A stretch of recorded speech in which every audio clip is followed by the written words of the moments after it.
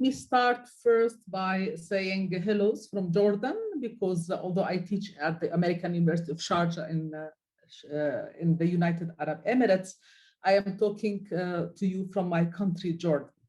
So my presentation is about beyond halal and haram, and I will be using a PowerPoint presentation. And so let me please share with you my screen. And of course, let me not forget to thank you for accepting me in this conference. I am looking forward to listen to all your presentation, and I am very eager to learn from you what you have to say. Okay, so let me share this, which I only learned how to do yesterday. So I hope that it will work without any problems. So I'm sharing the screen, and here we go.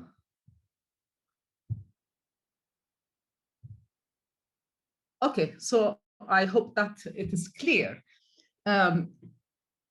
Indeed, when I thought about moral economy, when I read the invitation to the conference, I thought, oh yeah, this is something that I wrote about a few years ago in 2017, when I was writing an article about food ethics in Islam, or a critique to some approaches in food ethics in Islam, focusing on genetically modified food.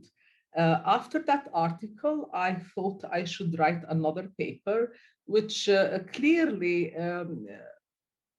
take into consideration economy and the unjust economical practices that are related to the genetically modified food. Indeed, I think that economics and ethics share the presupposition that we are needy beings capable of both flourishing and suffering, and concerned with our well-being. Now, a moral economy approach can strengthen the standpoints from which economic life can be criticized by drawing attention to the ways in which it includes and involves unjust and unethical behavior and institutions. I will focus on the issue of genetically engineered food or genetically modified food as a target for deliberation against the background of economic globalization on one side and global ethics on the other side.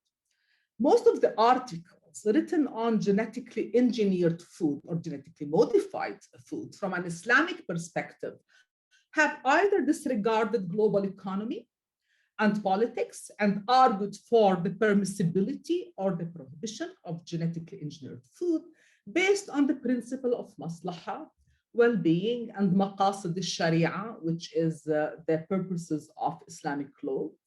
Others, mainly the scholars who argued against genetically modified food from an Islamic perspective, disregarded global ethics altogether and kind of divided the world into Islamists and capitalists.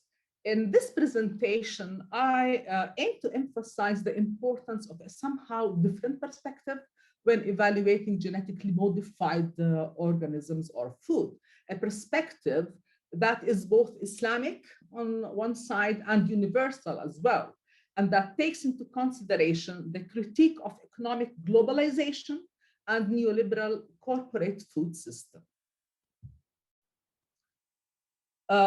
So before proceeding, we should define what is meant by GMOs or GEOs and the concerns related to them and the main arguments of both the proponents of genetically modified organism and the opponents.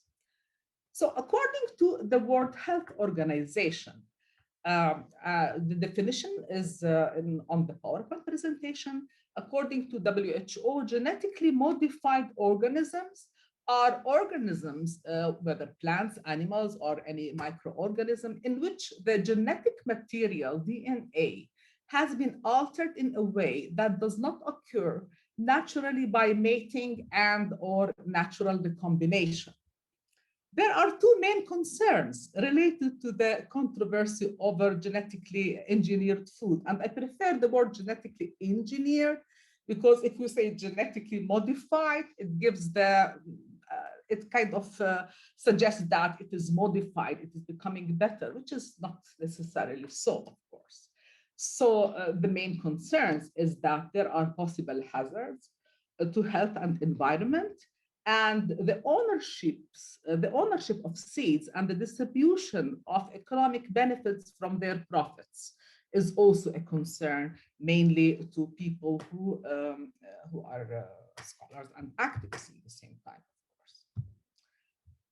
Okay, now, according to the proponents of GMOs, those who are very enthusiastic about promoting genetically modified food and seeds, according to them, the technology is necessary to feed the world's growing population, which is expected, according to the statistics, to increase from the present 7.8 billions or so to almost 10 billions by 2050.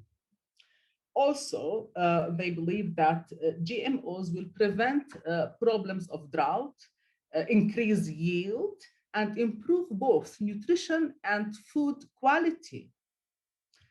Well, indeed, the scientists involved in studies that indicate the benefits of genetically engineered crops are often accused by other scientists and by activists of being supported by the agro-industry, of being supported by the industry, by the organizations that produce and develop the genetically modified food.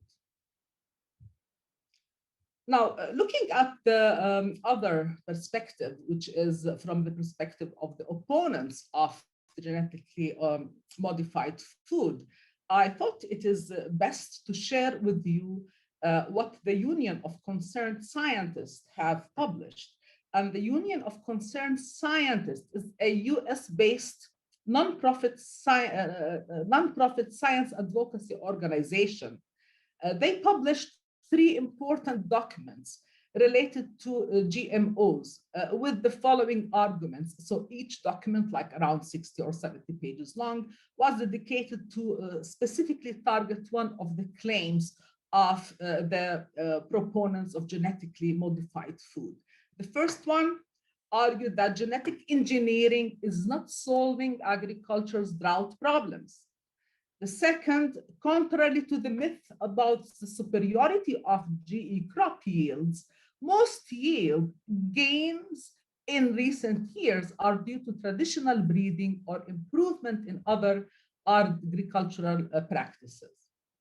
GMOs might be also harmful to humans and animals, well, might be, so they are not sure, of course, about that. And can threaten the ecological balance of the environment. Okay.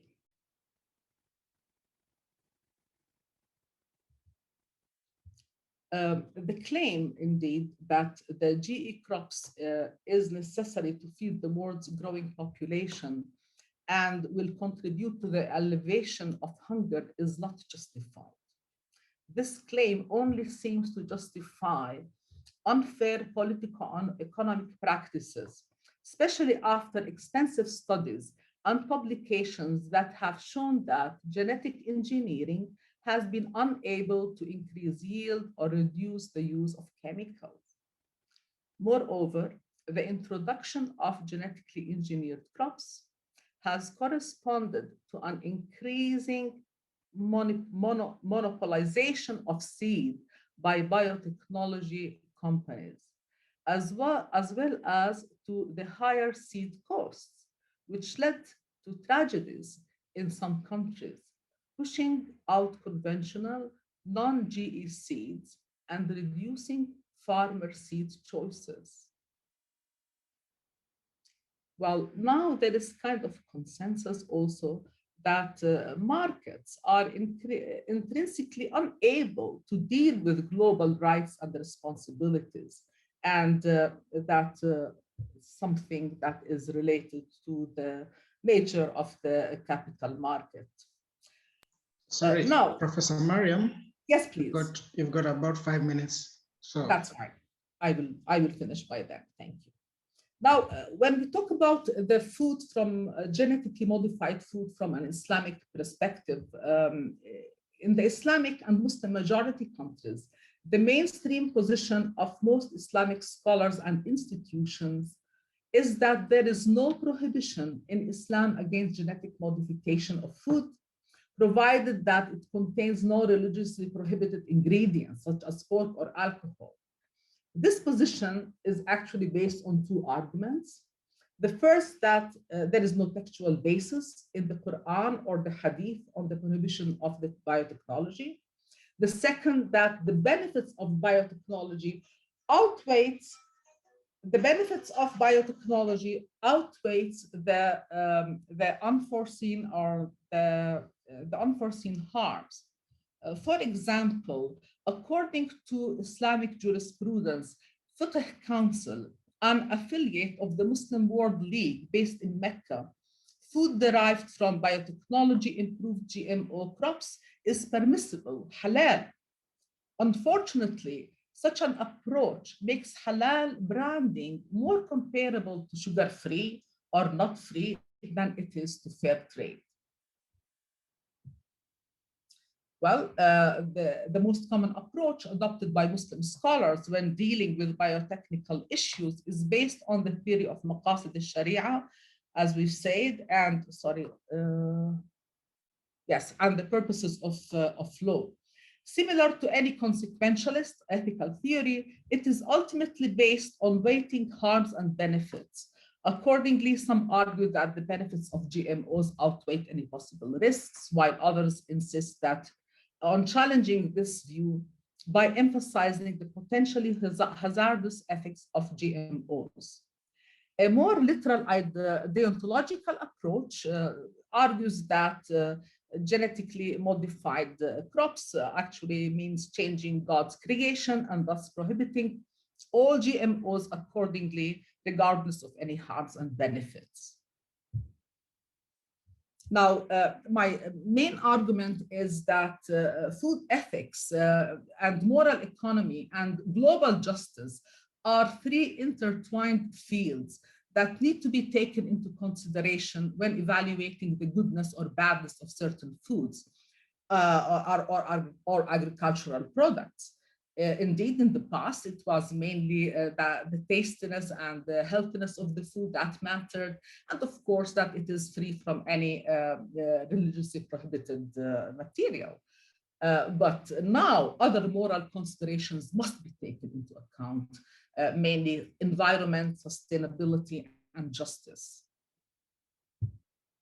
So the term halal used as a synonym to goodness, and therefore should not be used in reference to any unjust food that was produced by unjust practices. And good food is not only wholesome and nutritious, but it is derived from trusted and reliable sources that are not involved in unjust practices, such as usury, monopoly, environmental harm, or disturbance to ecological balance. Mainly, if we talk about the Islamic values and principles, it is moral values are, as I believe, are universal, and in ethics, including food ethics, is a discipline that will enable us to decide what is good and what is bad. Many verses in the Quran prohibit injustice. Justice is actually the main value emphasized in the Quran. The practice of monopolizing food falls under this framework. It is unjust. Moreover, there is a well-known tradition of the Prophet Muhammad which says all people jointly share three things: water, grass, and fire. And another which says whoever monopolizes is a sinner.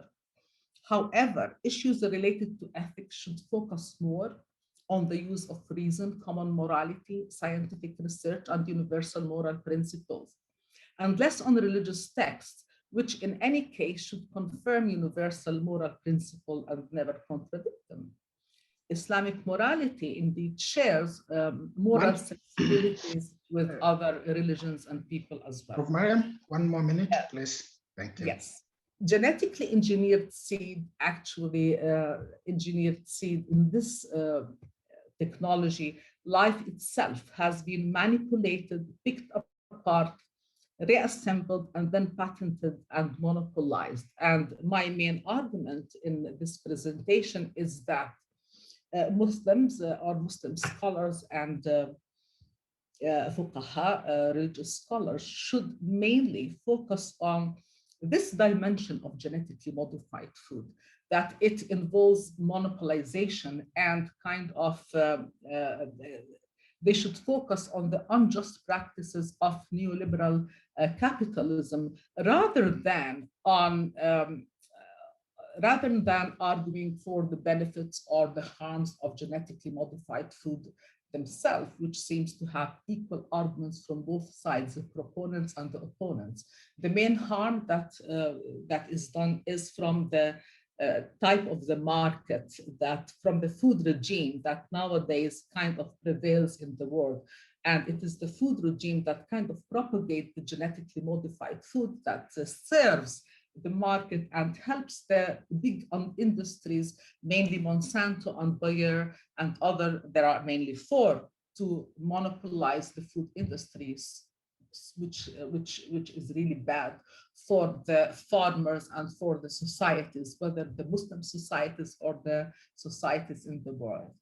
I'm not going to talk about La Via Campesina, but I hope that in the near future, we will see more Muslim majority countries joining this international peasants organization that is focusing on promoting food sovereignty and food justice, and is helping the peasants to kind of reclaim the seed ownership and reclaim the indigenous life, the good life that is kind of taken from us by the big agricultural companies that are trying to monopolize the food in different parts of the world, including Africa, Asia, and mainly Latin America, which is where the La Via Campesina started from. Thank you. Thank you. Thank you very much, Professor Mariam.